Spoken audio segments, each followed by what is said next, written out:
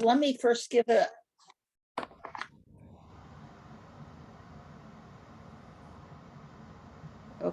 background information before I do that is if we have, I believe, 6 people from the National League of Women Voters that are attending in Glasgow, Scotland for these talks right now.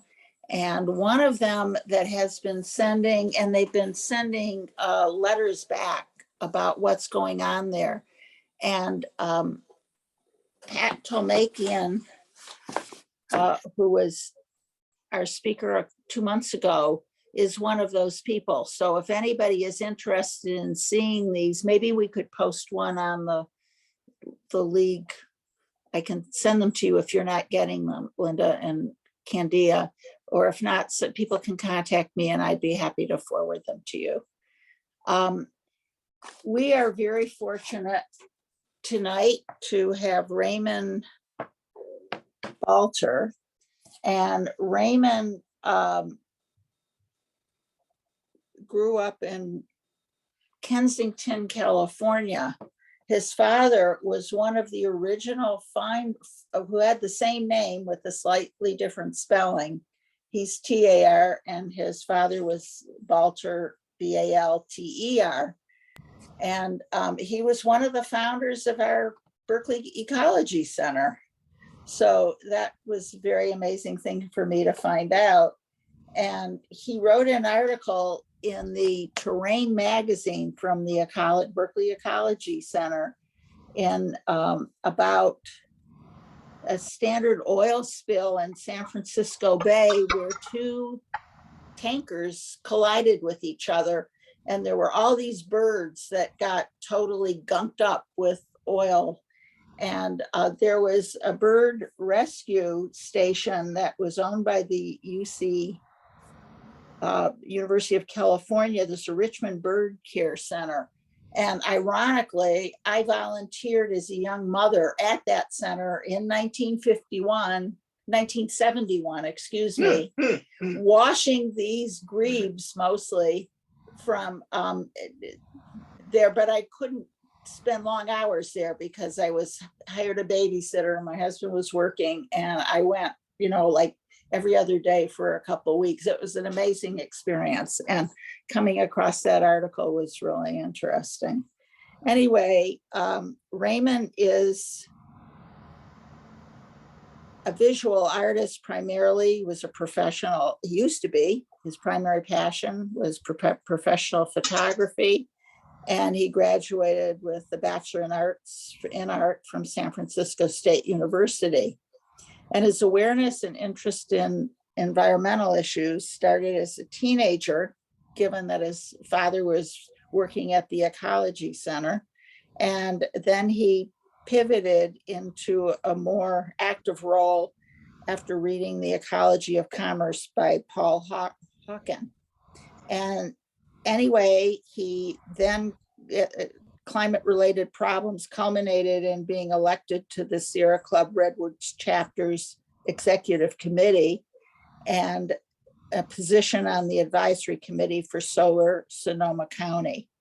And then he got a green MBA program at Dominican University, and he graduated in 2011 with a MBA in sustainable enterprise.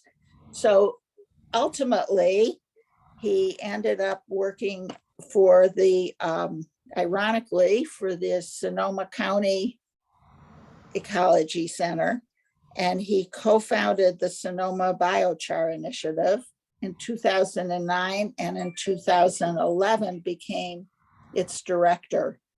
And he is, and in 2016, he was hired as the biochar projects manager for the Sonoma Ecology Center.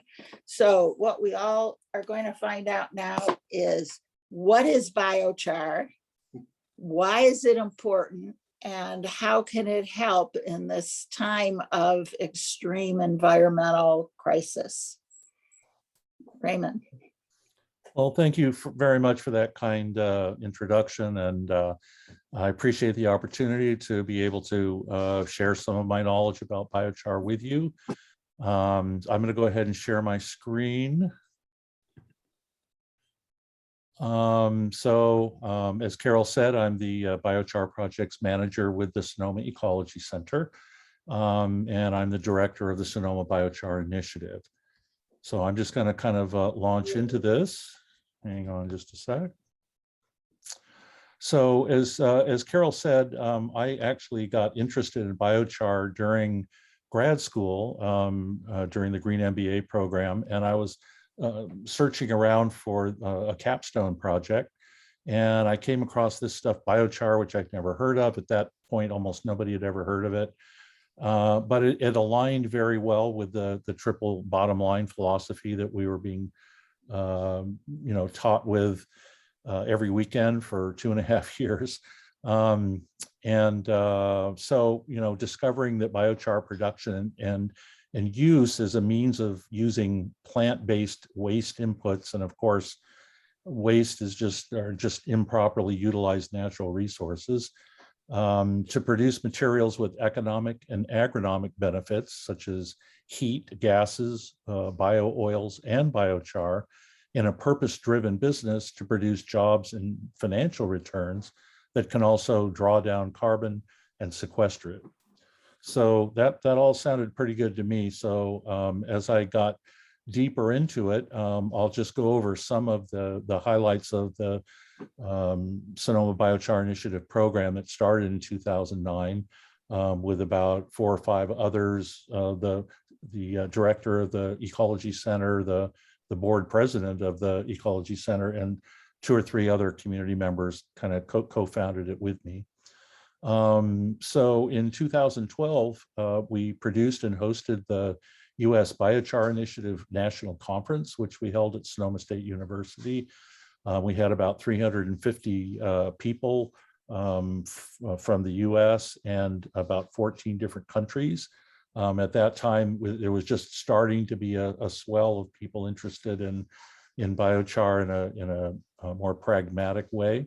Before that, had been primarily academic, but it was really, it kind of put the Sonoma Biochar Initiative on the map nationally, and so we've sort of been leading the at least a part of the biochar charge in California since that time.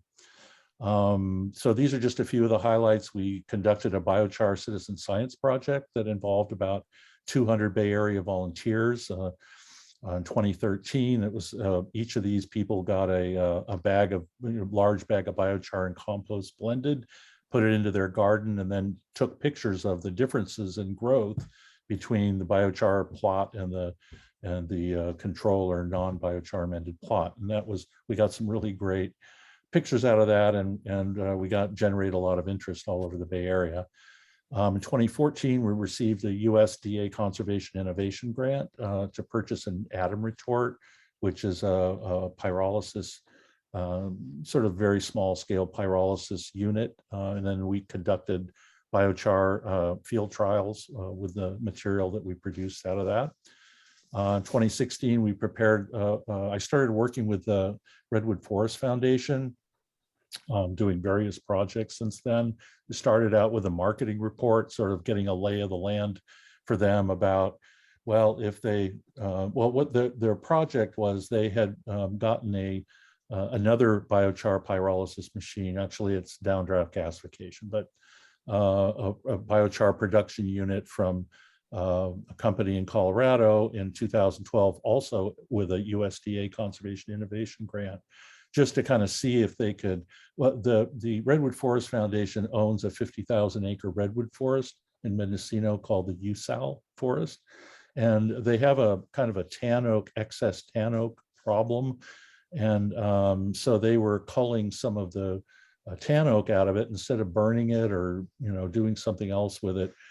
They wanted to see if they could turn it into biochar and then put it out in the forest or use it for different ways.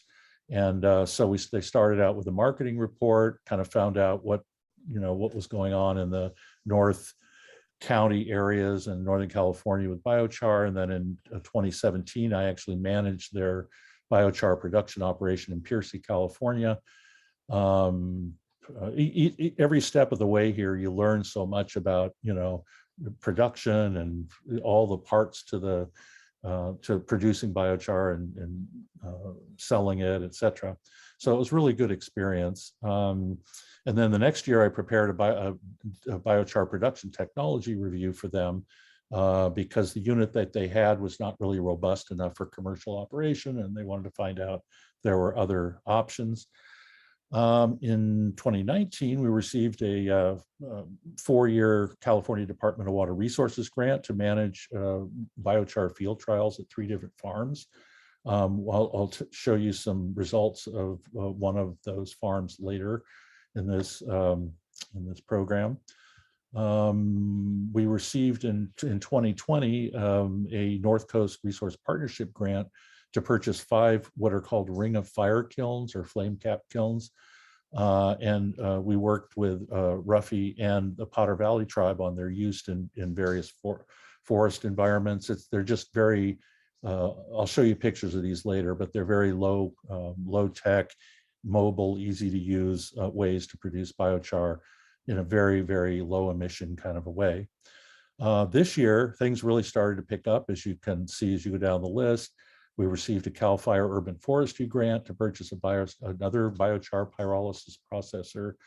And we're going to be using that to divert landfilled wood chips that are now being landfilled, and convert them into biochar. And we have a couple of great partners, A+ Tree and Artie, which is a pyrolysis manufacturer. We're working with the San Luis Obispo Air Quality Management District and the California Air Pollution Control Officers Association on an emissions proposal to look at just how much the Ring of Fire kilns and this other technique called the conservation burn are helping to reduce the amount of particulate pollution and other types of pollution.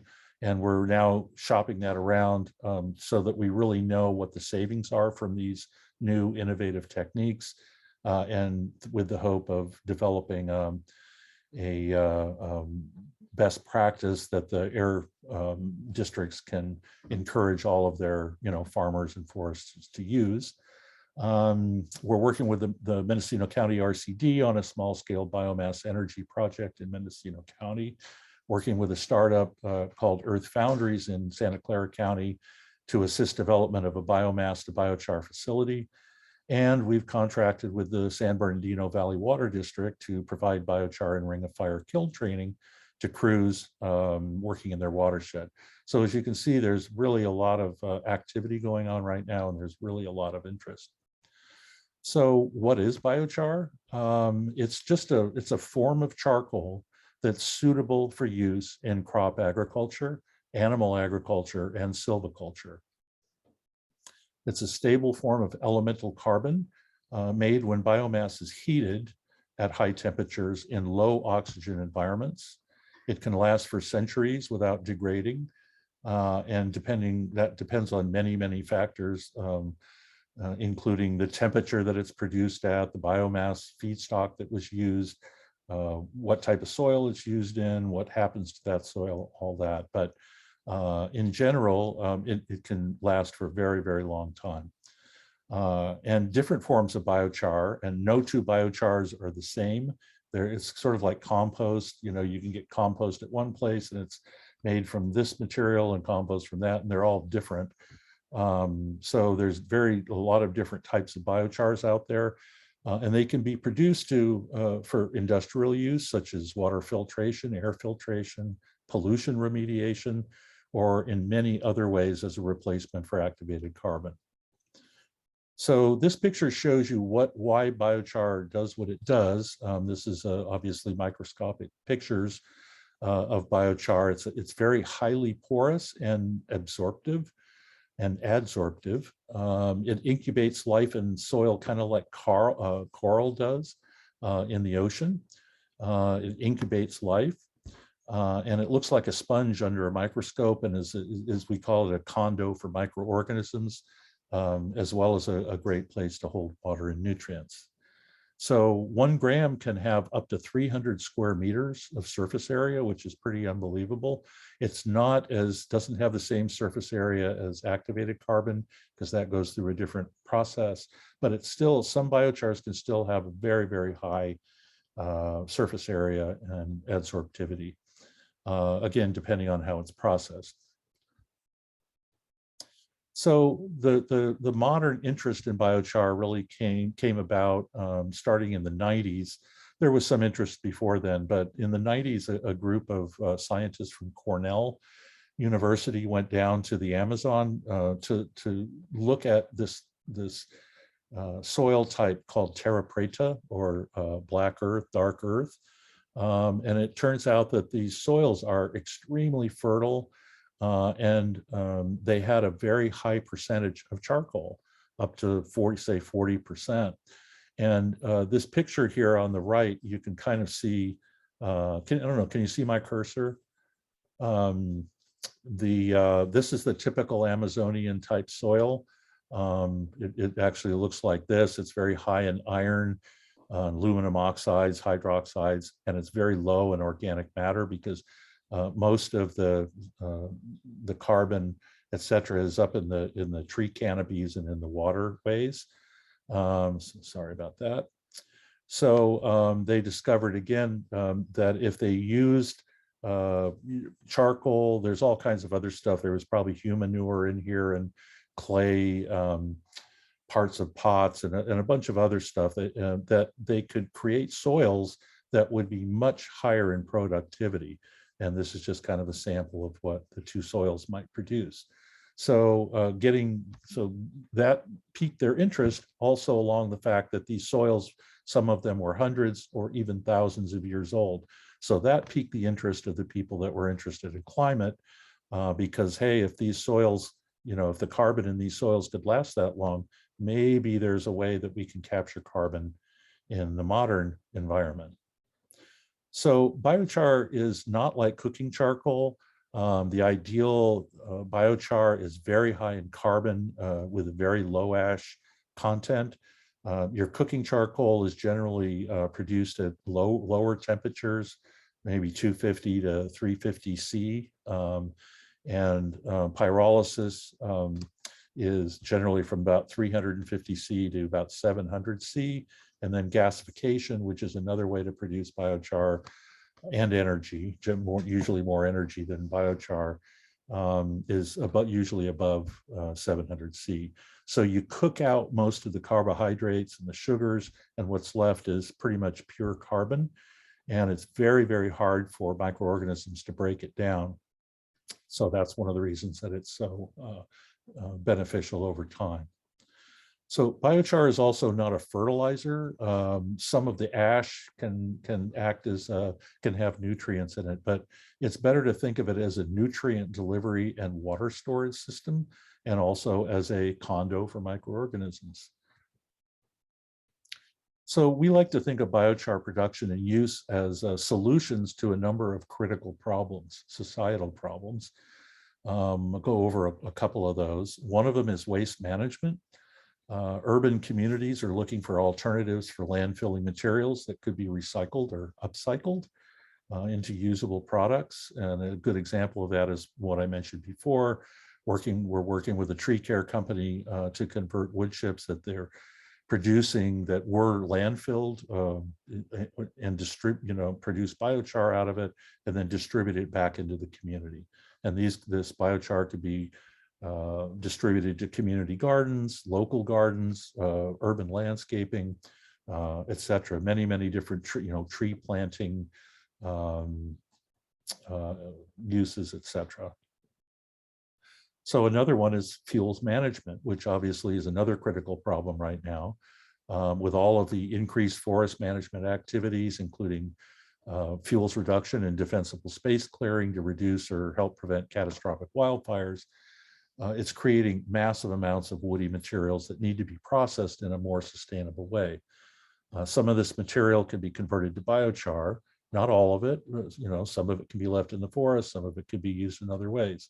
But some of this material can be converted to biochar, and we feel should be. So also some portion of the trees that are burned in the wildfires, and gosh knows we have had way too much of that lately, or killed by drought or beetle disease, that could also be converted to biochar and then returned to the forest to improve restoration activities. Another one would be the need to change farming practices from this industrial chemical farm model, which has just been tragically terrible for soils, to one that's more adaptive and regenerative in building healthier soils, preventing erosion, and saving water, thereby increasing food security.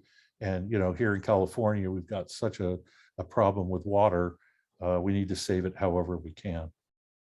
And then, of course, the need to draw down and sequester greenhouse gases that are contributing to climate change. And so this has become a really big deal in the climate arena. And I'll talk a little bit more about that.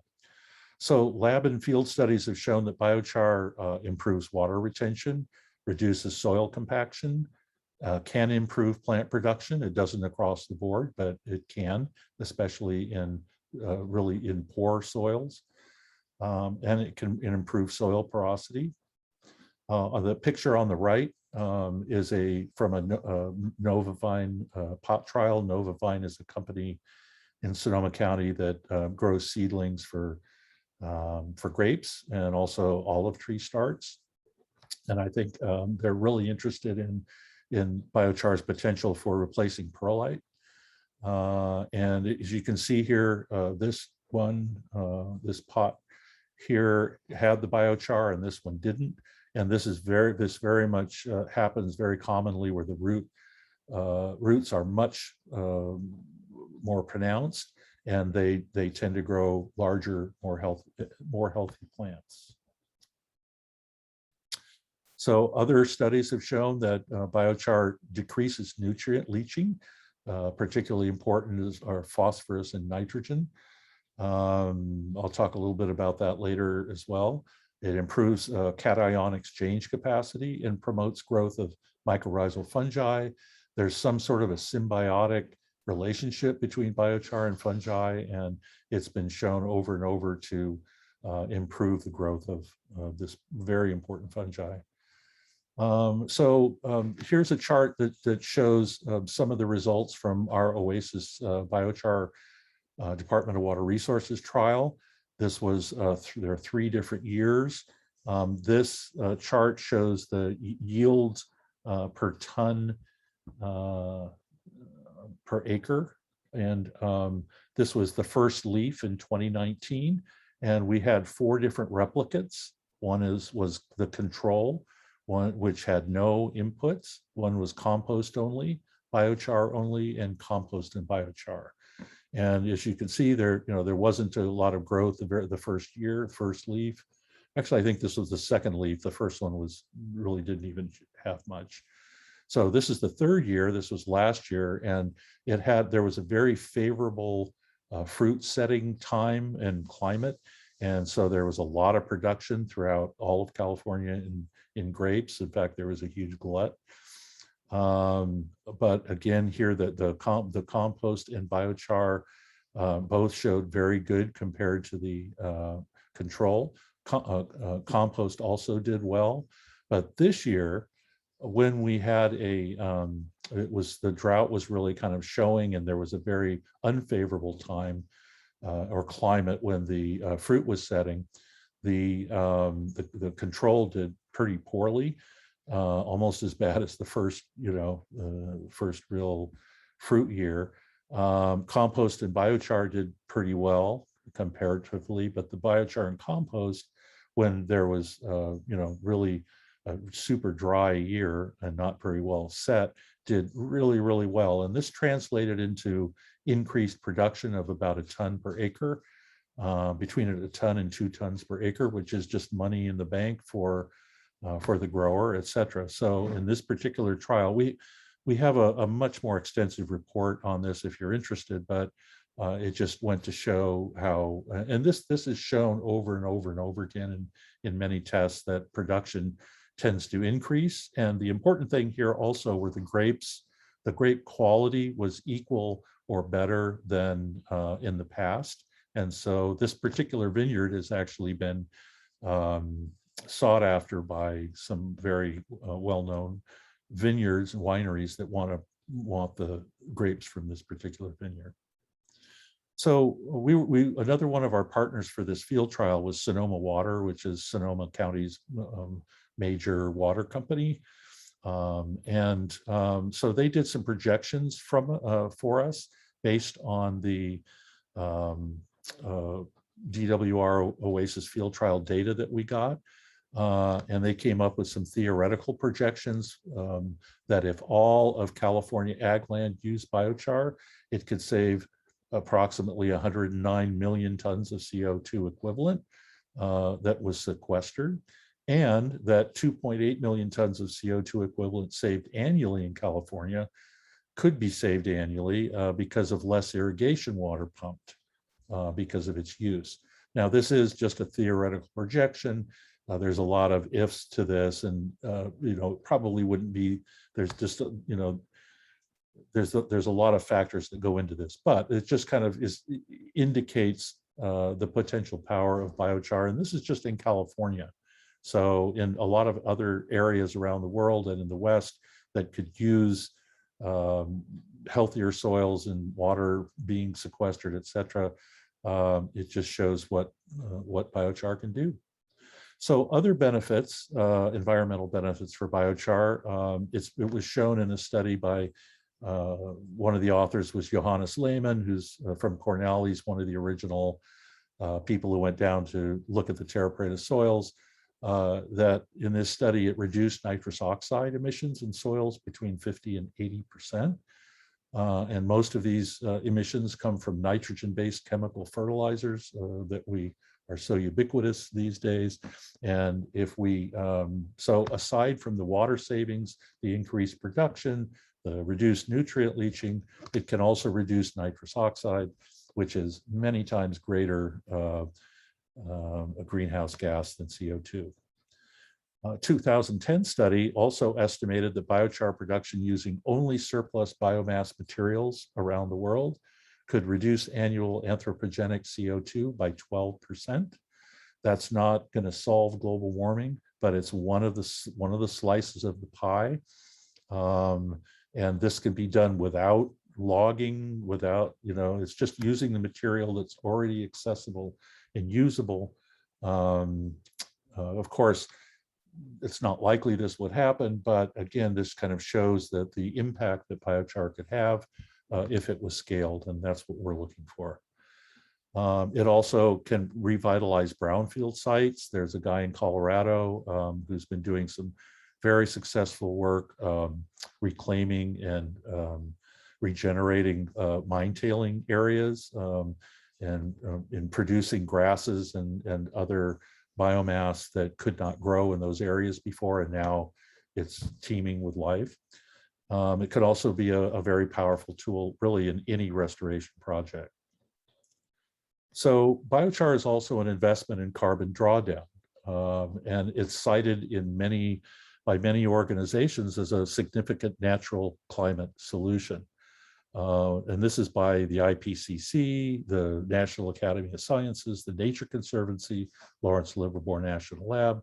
All of these have declared biochar as an important slice of the pie.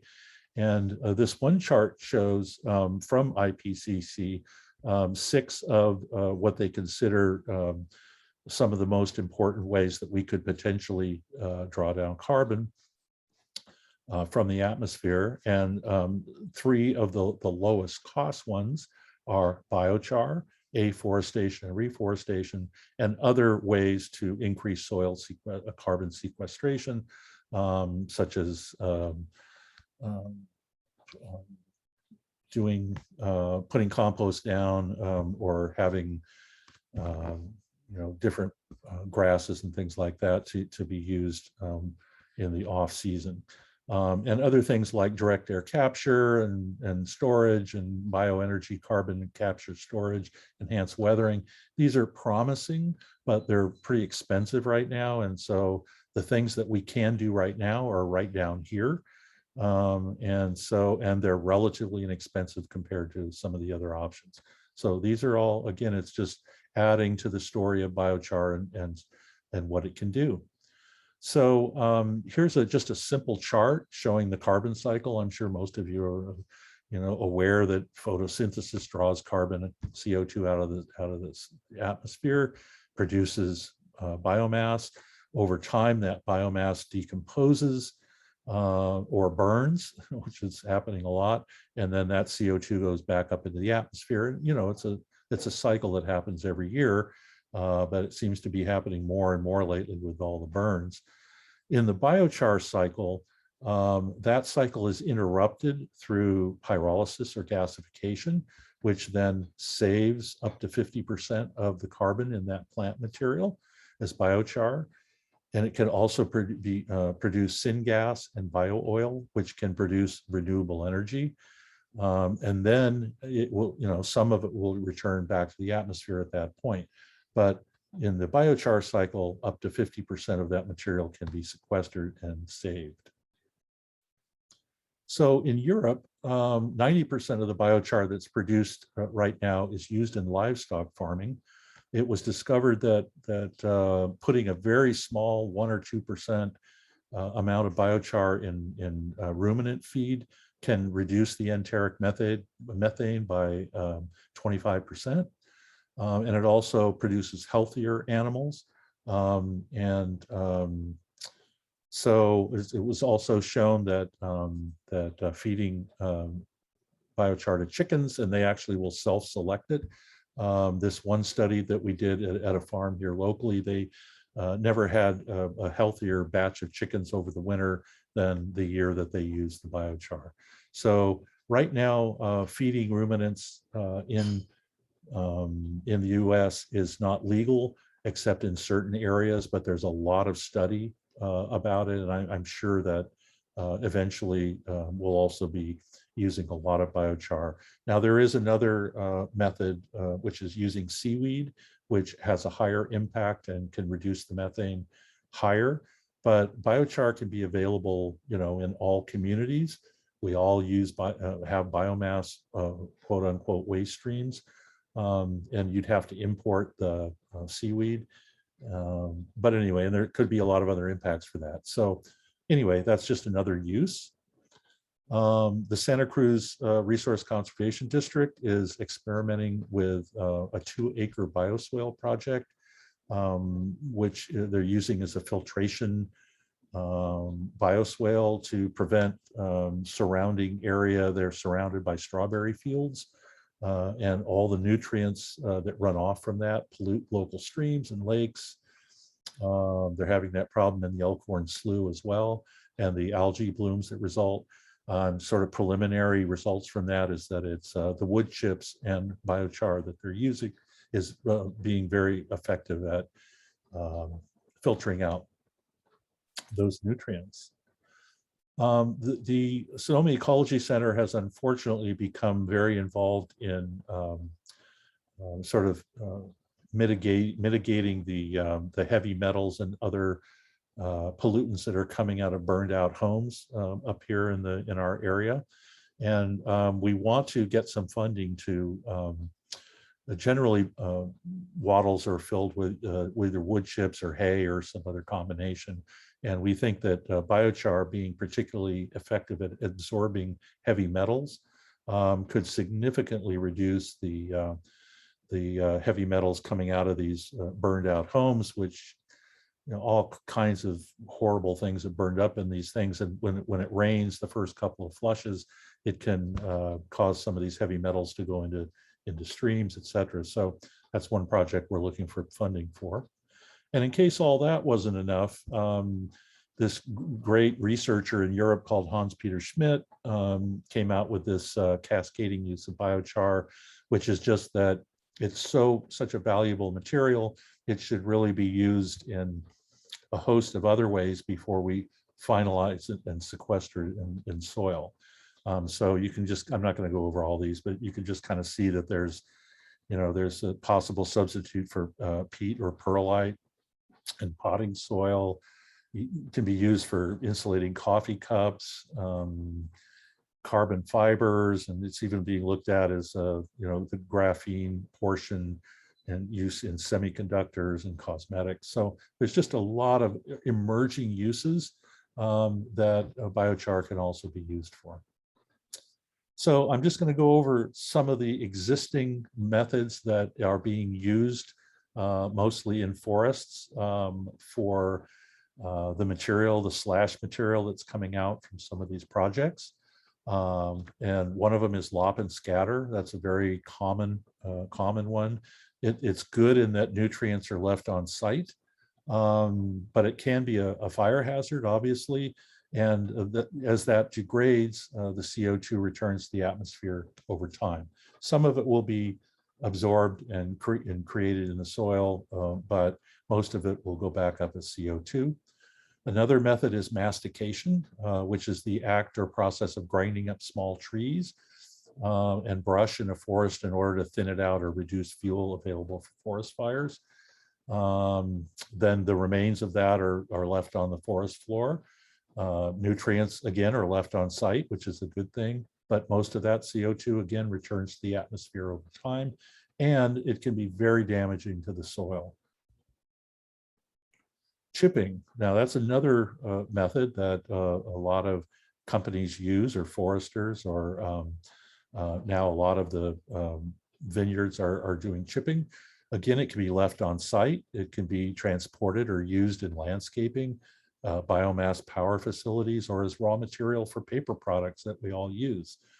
Again, CO2 returns to the atmosphere either immediately during biomass power facilities, or over time in landscaping or other uses. So we believe that that chips could be converted to biochar, saving 30 to 50% of the carbon contained in these chips in community scale processing facilities. In urban environments, chips are often landfilled, which was news to me. I had no idea, but there's such a volume. This company that we work with, A+Tree, produces 800 cubic yards of chips a week, and they've been landfilling most of them because there just isn't enough space to leave them on site or whatever, and most of the places they work on don't want them.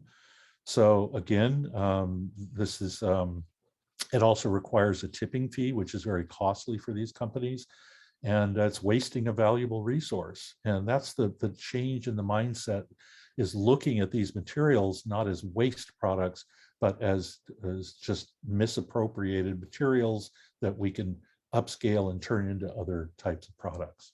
So these chips, again, can be converted to biochar, saving that material, some of that material in community scale processing facilities. And this is sort of our dream, actually, that up and down California, each community would have a biochar processing facility, maybe attached to compost facility or some other biomass type facility, to convert biomass to biochar and then distribute that back into the community. So other ways that biomass is being dealt with right now, and it's in open burn piles, and these are often very polluting, and almost all the CO2 returns to the atmosphere immediately. It's horrible. It's something that really just doesn't need to happen. So for the past 5 or 6 years, we have been training vineyard managers, orchard managers, and foresters on a different technique that's really very simple. It's just a modification of pile burning that significantly reduces smoke and also makes biochar when you quench it at the end. You can save about 20 to 40% of the carbon in this case. It's not as efficient as some of the other methods I'll show you, but we figure that it's just really important if we can teach people how to do this just by lighting the pile from the top instead of from the bottom and managing it differently. And let me go back to this other one real quick. Sorry. So what happens here is normally when you light the pile from the bottom, it gets cooler and cooler down here. And so the smoke that's created just goes up. But when you light the pile from the top, the smoke that is being created down here where it's not as hot gets sucked up through the flame front and is used up and eaten, we like to call it, more efficiently. And it's amazing how little smoke are produced by this type of a simple way of changing the way you do the burn pile. You also have to manage it properly and etc. But we've done a lot of these and really people are just amazed about this. So at the end, you put it out with water and you end up with a significant amount of carbon at the end, which normally would have just been burned to ash. So teaching this technique to farmers also introduces them to biochar. And we usually go through a PowerPoint just like this and talk about it with them and all the advantages to it. So it gives us sort of a way to enter the conversation about biochar. And oh, by the way, a lot of the vineyards are now trying to be much more sustainable. And so this is another thing they can tack on to their sustainability chart. I do want to say that we don't advocate open burning. Obviously, however, for the time being, it is allowed in many areas and is the least expensive way for farmers and foresters to deal with this material. Our goal has been to show that there is a less polluting way to conduct these burns while also conserving some of the carbon into a usable form. But there are better ways to process the material. So I think, as I mentioned, this we're working with the CAPCOA group on a emissions testing proposal. And because we want to find out what the actual savings of that conservation burn technique and this other kiln burn technique, which I'll talk about in a minute, are compared to just a regular open burn pile. So we've been developing this proposal with CAPCOA and the Missoula Fire Science Lab to do some very significant emissions testing to actually prove what the differences are in the emissions, both in the particulate matter and the other potential pollutants, what the differences are between a regular burn pile and these two other techniques. So we're shopping that around right now, looking for money to conduct that. But the end goal of that is to hopefully get the air districts to make this type of a burn a best practice and to recommend that all burn piles be done this way. There's no reason they shouldn't be, and you can save a lot of the carbon along the way. So there's this new device called a flame cap kiln, which was developed by a woman engineer in Southern Oregon named Kelpie Wilson. She's really one of the pioneers in the biochar field, and she's an amazing writer, and she's on the board of USBI, et cetera. But she came up with this new technique, which is sort of a vast improvement on the open burn pile and even on the conservation burn. It significantly reduces the smoke, and up to 50% of the carbon can be saved. It's a higher efficiency thing. It's mobile, it's easy to use, and it's gaining a lot of interest across a lot of the industry that are having to deal with excess biomass. So this is what it looks like. This was at the Redwood Forest Foundation group. This is a group of California Conservation Corps members that helped process all this biomass slash material in the back. Sorry again. And basically, it's a just sheet metal that's bolted together, very simple. There's an inner and outer panel. Once it's all completed, looks like this. You light the fire at the bottom, you keep adding material and adding material, and eventually it fills up and you end up with a nice bed of biochar.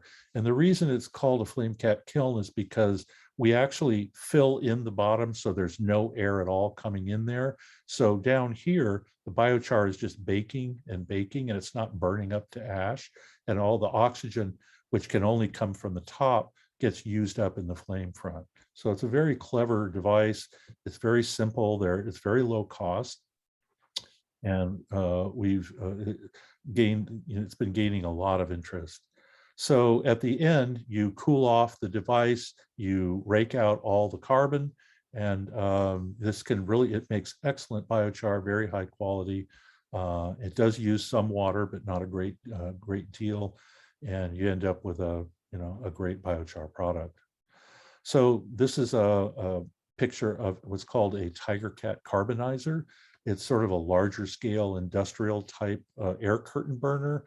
I don't know if you've heard of that, but at about 2,000 hours of operation per year, could potentially process up to 30,000 tons of biomass with very, very low particulate release. It's a fairly safe unit. It is movable. It's on tracks, and as you can see here, it is designed to produce biochar, and that's very different than a typical air curtain burner. In that that's just meant to incinerate everything. This was designed to actually produce biochar, and it can process about 15 tons per hour, which is a lot. And out of that, it produces about 10 to 15% biochar.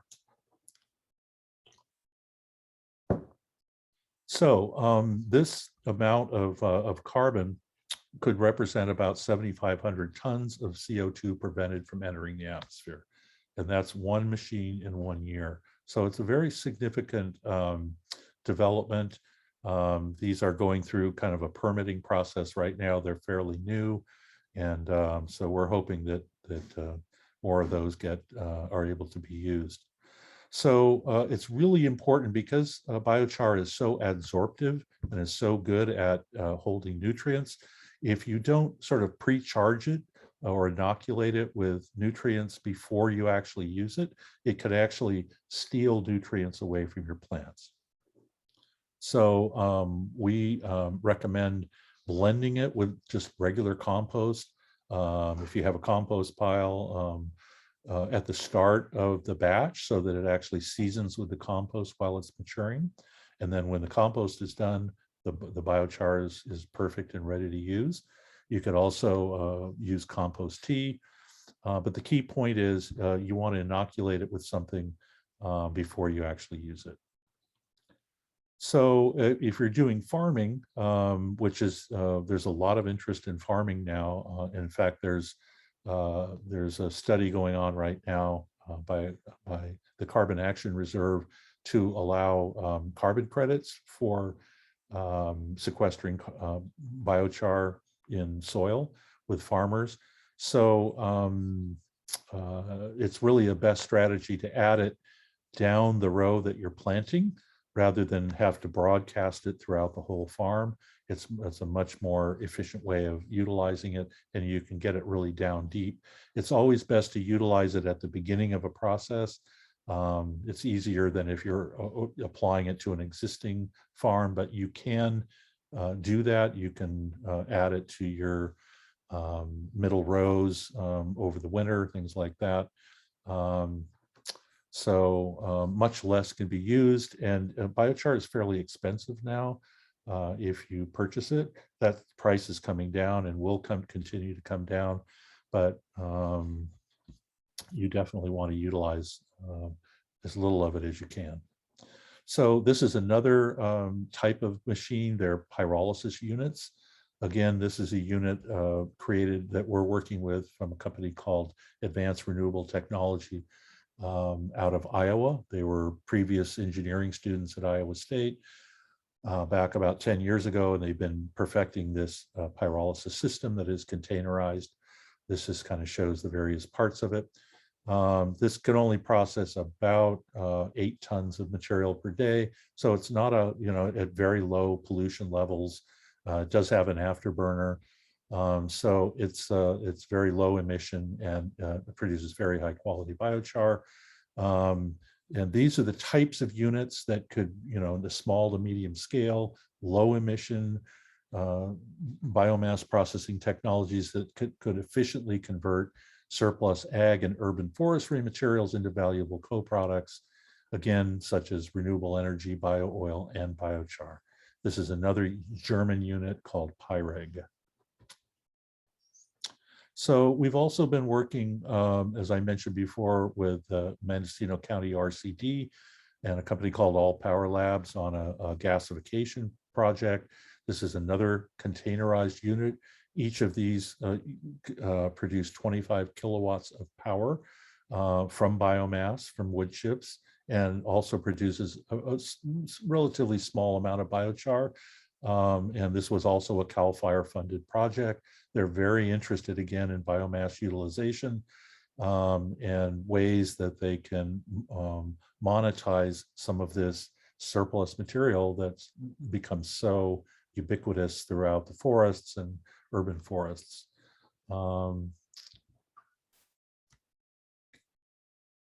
This just kind of is a short video. I'll get in a little bit closer.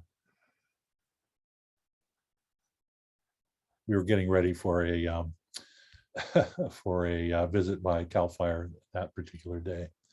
So anyway, I'm going to kind of end it here, just on the note that obviously there's no such thing as in nature as waste, and this is the thing that appealed to me the most.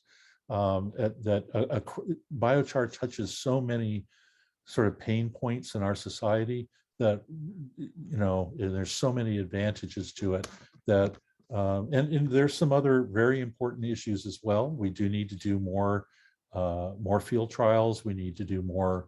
There are not that many companies that are producing pyrolysis units at sort of the relatively small community scale. And we need to continue to work to bring down existing emissions even more, although generally they can be very low emission. But the industry is very young. It's not exactly where the Model T was back in the, you know, the early days of the automobile, but it's sort of at that stage. There are a lot of different companies that are making technologies here, but as you could see, you could even make biochar in your backyard, or, you know, if you're a landowner somewhere, you can just adapt the way that you're producing or reducing this material. Instead of burning it or chipping it, you can produce biochar and return that back to your neighbors or into your garden. So thank you, and I'll stop sharing the screen here. Here's my email. If you have any specific questions, you can visit the Sonoma Ecology Center or the Sonoma Biochar Initiative.org. So thank you for the opportunity, and I'm happy to answer any questions.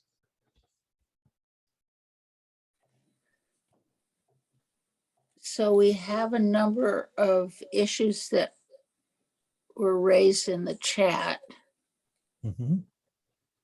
But anybody could raise their hand and unmute themselves too if they want to talk. They don't look like they're completely related to the biochar, though, most of the chat says. That's true. Larger scale issues. Well, I would like to talk a little bit about the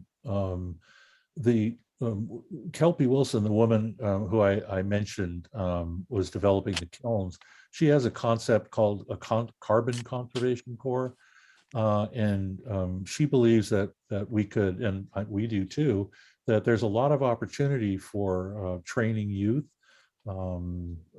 in forestry and forest areas and helping them produce a good product, getting them out in a healthy way. And this, you know, these smaller scale, non-industrial sized types of technologies could actually produce a lot of jobs and produce biochar at the same time. And give people a sense that they're doing something good. You know, everybody feels like, oh my gosh, there's such a big problem here. What can we do? Biochar is a relatively simple thing to do and get into, and we certainly need more youth coming into this. So I really like the idea of the sort of the carbon conservation core, and I think that the California Conservation Corps does, and AmeriCorps also is getting into this as well. So in fact, that crew of the California Conservation Corps that we worked with they said they never had a better project to work on. They were all jazzed about it, learning about it, doing something different with the material rather than just burning it. So it really went over really well. So it really does engage youth and gives people a sense that it's something they can do. Is it worth it to talk about plowing the land, which has come in disfavor lately, well, for a long time, but versus or dealing with depositing biochar on the land that you're going to use? Don't they seem in contradiction, or have you ever thought about that? Or you don't have to bring it up if you don't want to. Well, no, I mean, I think it's obviously if they're doing no-till, there are ways that that you can integrate it in with seed drills and things like that. So there are many different techniques. You don't have to plow it in. However, we have been dealing a lot with vineyards, and vineyards, like it or not, pull their vines every so often, every 20 years, 25 years. And that's the time that it should be integrated, because they pull it, they plow it, they replant. So, you know, it's not a sustainable, don't get me started on grapes, but Yeah, I like exactly. wine. I'm glad that it's made, but the practices. Monoculture. The problem is monoculture. Again, it's just the wrong thing to worship. Well, I agree, but these I are know. also the people that sort of have the money and are interested in it right now. And so we're just, we're not promoting that, but we're promoting less water use and Right. less Okay. nutrients and less nutrients going into the waterways. There are things that it can benefit. So I wish that all of the organic farms, and there are a significant number of them that do use biochar, but it's fairly expensive to use, and so it's really had to, the seeds of it have had to start in the higher value crops, like nuts, actually, some of the nuts, which is also another monoculture, which isn't good. But these are the ones that are helping to start the biochar production and interest, and then that'll feed out from there. So Right. This has been a gorgeous presentation. Don't get me wrong. Thank you. sure, thank you. It's an important question. It is. We have a question from Leanne Campadonico. Do you want to? No, do we? Read it. Okay. We also have a question from Betsy King, whose hand is raised. Okay, well, this one, let me read this one first, and then Okay. we go to that. Okay. I raise olives in Lake County and have a big pile of orchard pruning every year and would like to turn it into biochar instead of chips. Chipping is very expensive and not sustainable as far as CO2 emissions. Where can a small farmer go to find a way to make biochar out of orchard pruning? I would go to Kelpie Wilson's website, wilsonbiochar.com, and she has lots of free information there. She's got videos, this and that. You could do a conservation burn, which would cost you virtually nothing. And if you want, I can send you some information on that. Or if you want to, purchase one of these kilns, they're only about $12.50, something like that, plus shipping. Or you can pick one up in Northern California, I think, and utilize that. And that's, if you have a lot of prunings every year, which you probably do, that might be the best way to go. And then you could integrate that biochar right back into your orchard too, which would be really good. So look up Kelpie, and then if you want to email me, I can give you some more information.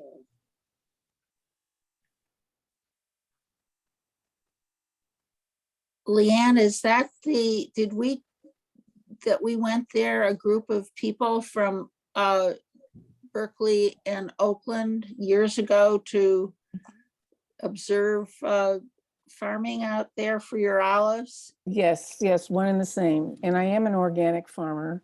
certified organic. Wonderful, yes. So I have to be very careful if I do composting. There's, ways that are acceptable and ways that are not. So I've been interested in biochar for several years, but not having the technology, I haven't done it yet.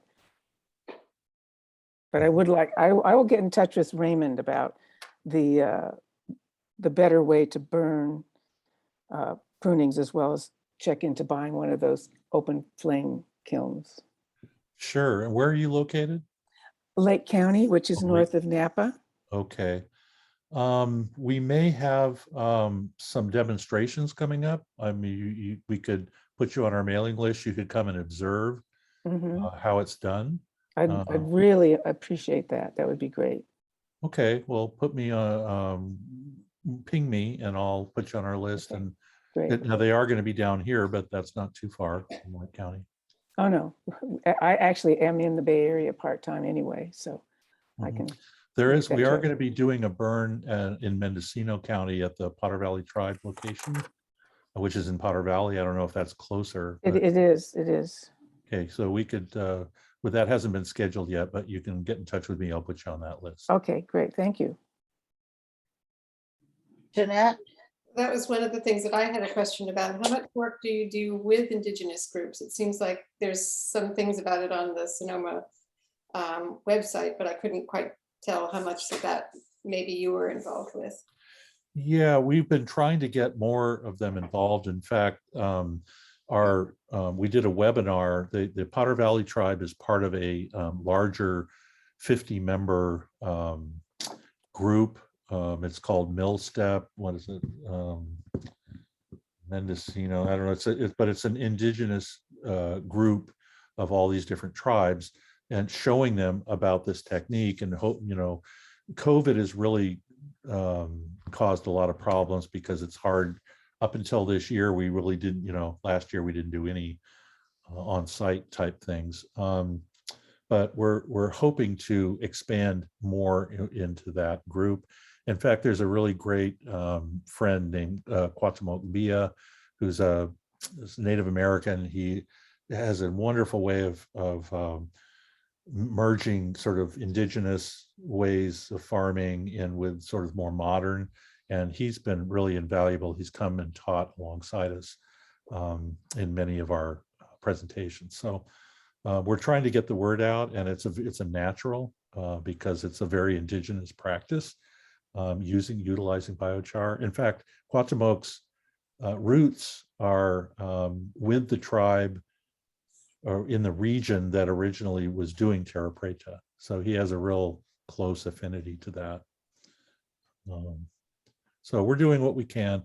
We've been at this for 10 years, and there's always money. Everything takes money to do, and so only relatively recently, the last few years, we've really started to get sort of major grant projects and a lot more interest because of the climate, because of forest fires, because of water. All those things are pain points in society, and biochar touches all of those.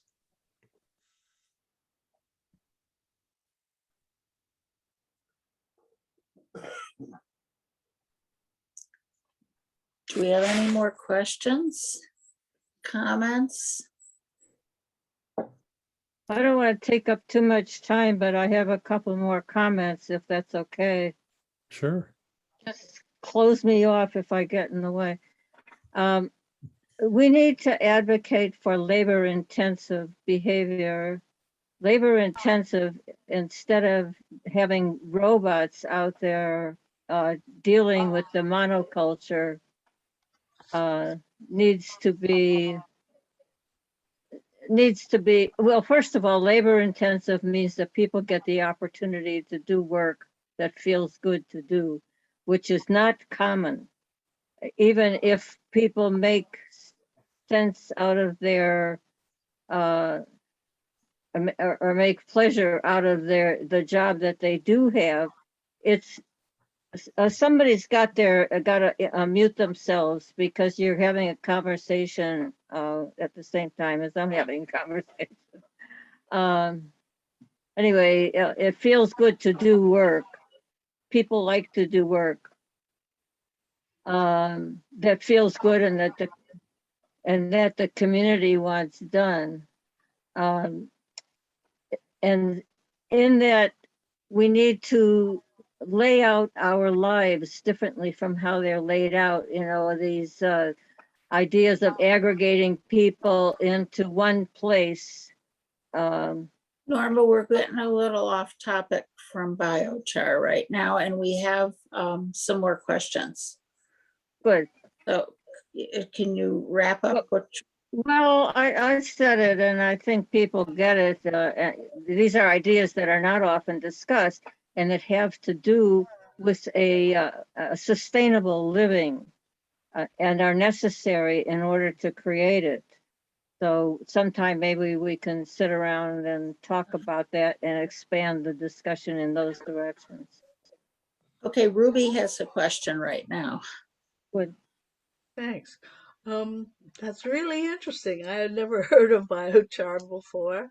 I was just wondering, in those two slides where you showed it's actually not a really big effect of the biochar on the growth of crops, either in drought or normal conditions. But were those figures also adjusted for the amount of effort or cost of producing the biochar? I mean, you have to heat, right, in order to get the pyrolysis. How much, and do you use, is this electric or gas or what fuel? Well, it's the biochar that was actually used in the field trial came from a cogen plant, a plant in the Sierra that was adapted to cogen plants. There are different ones, different types, but some of them re-inject this carbon product called fly ash back into the system, but that can be diverted out and processed into biochar. So that's what happened in this case. There's a company, Pacific Biochar, that has started to adapt these plants so that they do produce biochar. And so there wasn't a life cycle analysis done of that particular project, which is very critically important. We do have life cycle analysis of all our projects moving forward, including the one with RD and the emissions testing, because we need that data. We need to find out, to take everything in and to know exactly what we're producing or not, or saving or not. But from a monetary standpoint, the biochar cost was paid off in the first year of production. And so from that point on, since biochar will last the life of the farm and will continue to give a farmer an increased production, at least we think it will. There haven't been any really long-term biochar studies, by the way. So that is something that we need to do and continue on. We're going to continue on with this Oasis Vineyard field trial. The company that's doing that is so impressed with the results and the additional income that they're getting. And by the way, the same amount of water was applied to each of those replicates. So they were getting increased production on the same amount of water. So it's kind of a long way around. Not all biochar projects do look at the life cycle analysis, but as an industry, we're looking more and more at that because we need to be truthful and we need to be knowledgeable about all the various pieces of production, transportation, distribution, as well as applying it.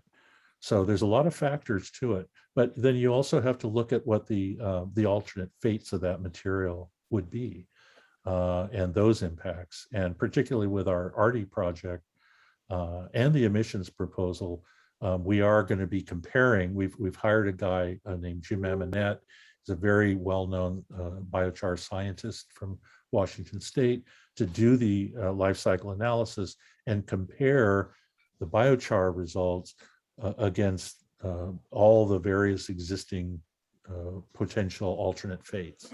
And that's, so we're learning as we go along. When I started in 2009, all biochar was the same, and it was this, magic thing. And then as you get deeper into it and you understand more, the whole industry has started to become more data driven, more responsible. But it's still a little bit of the Wild West out there, I have to say.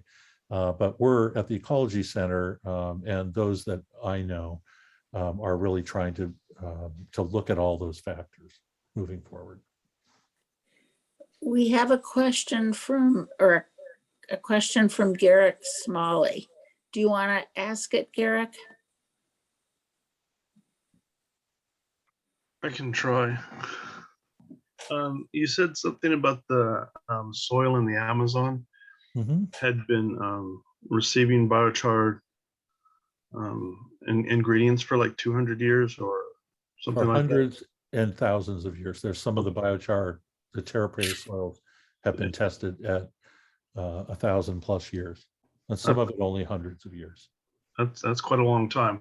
How healthy was that soil versus the soil around it? Incredibly fertile. In fact, a lot of the locals are digging it up and selling it. But yeah, that's why there was so much interest, because these specific big swaths of areas look like they were specifically produced, and they're, as best as we can tell, it was purposely built. There's always a possibility that it could have been just this dump out there, and but it appears to be very purposely built, and we don't know exactly everything that was used to produce it. There are even specific microorganisms that Quatamoke's looking at, that people have been, the thought is maybe that when some of these tribes moved to another area, they dug up some of these same areas to sort of re-inoculate their terra preta in a different location. So that's kind of an interesting piece of it. But to answer your question, the soils are extremely fertile compared to the regular. You say they're extremely what? Fertile. Thank you. That's good to hear. Yeah, that's what we're hoping will happen here. Although we're not going to be creating terra preta soil, because we're not adding in all the other stuff that we did. But we think that we can probably kind of copy and look at what the scientists have done studies on everything that was in it, and whether or not we can recreate that now, I don't know. There might have, there's different temperature issues, and of course now we don't just let stuff sit for hundreds of years.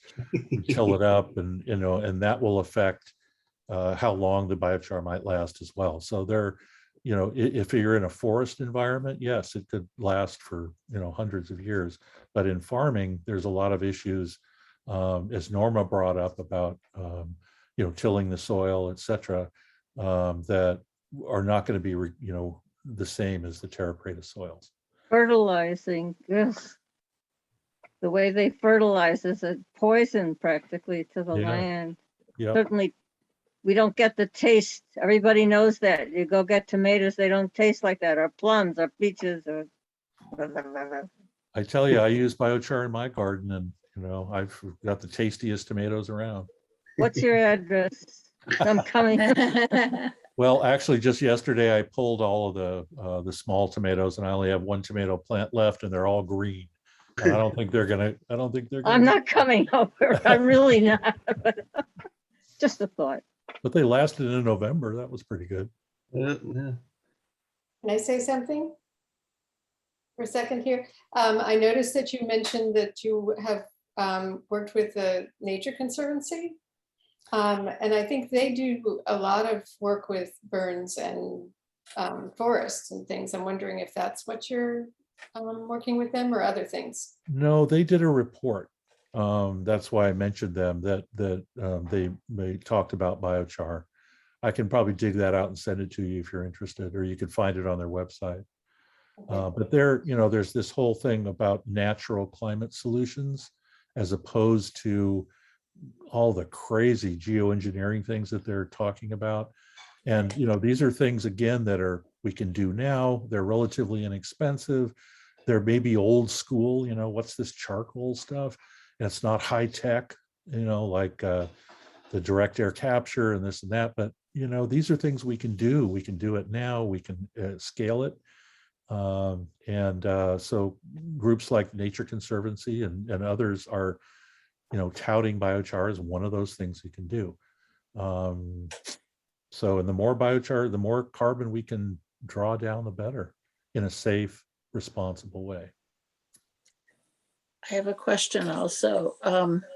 Has anybody looked into my understanding is that permafrost, when it gets warmer, releases an enormous amount of methane. It does. Has anyone looked into, maybe the scale is way too big, but using biochar to keep the emissions in the ground? I mean, would it comment on the thought of that? That's an idea, hey, it's creative. We could try it, but I think that's on such a massive scale. I don't think we could make enough biochar out of that. That is one of the things that keeps me up at night, is that whole permafrost thing.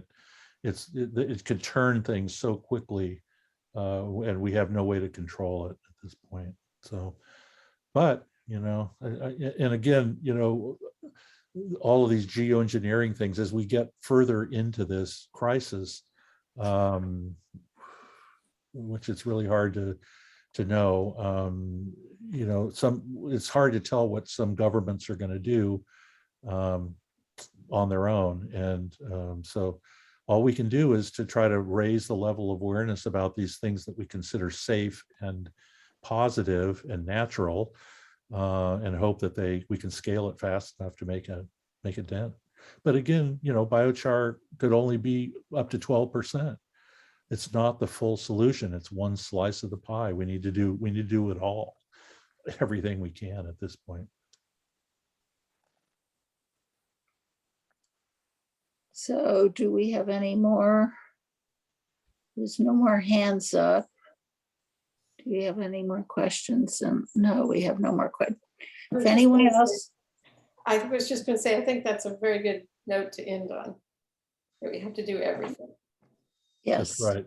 Let's do it all. Raymond, thank you so much for telling us about this. It is so important, and I think we'll all do some thinking about it and research, etc. Thank you.